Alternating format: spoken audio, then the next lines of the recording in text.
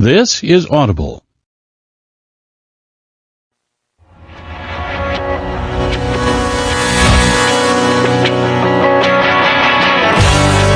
Yen Press Audio presents Sword Art Online Volume 3, Fairy Dance.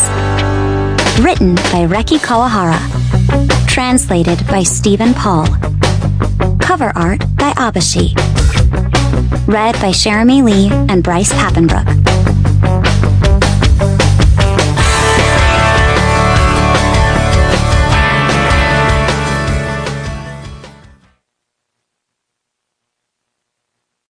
Three lights, deep blue, arranged like a whispering constellation.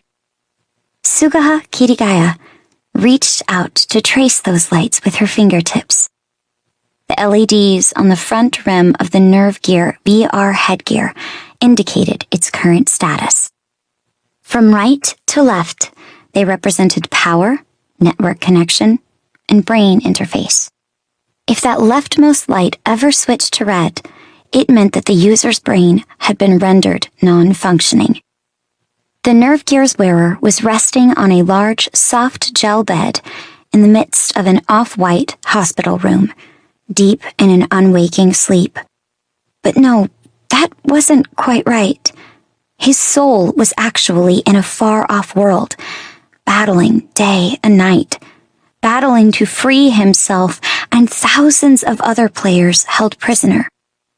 "Big brother," Sugaha softly called out to Kazuto. "It's been 2 years already. We're going to be in high school soon. If you don't come back to us, I'll shoot past you." She dropped her fingers down to trace his cheek. His flesh had sunk over the long course of this comatose state, as though it had been carved out. Kazuto's facial profile was already soft and androgynous to begin with, and now it looked more feminine than ever. Their mother had even jokingly called him our sleeping beauty. It wasn't just his face that was gaunt. His entire body was painfully thin. Athletic Sugaha, who had been actively training in kendo from a young age, almost certainly outweighed him at this point.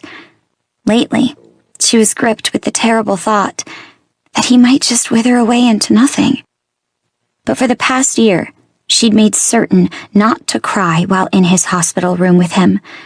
Not since she'd heard the news from the member of the Ministry of Internal Affairs team in charge of handling the SAO incident. The man with long bangs and black-framed glasses spoke with a note of respect in his voice. Her brother was currently among the very top players within the game when measured by level. One of the capable few pushing the forward progress of the game, despite considerable personal danger. Even now, he was probably facing death within the other world, which meant that Sugaha couldn't sit here crying over him. She had to take his hand and give him her full support. "Hang in there. You can do it, big brother."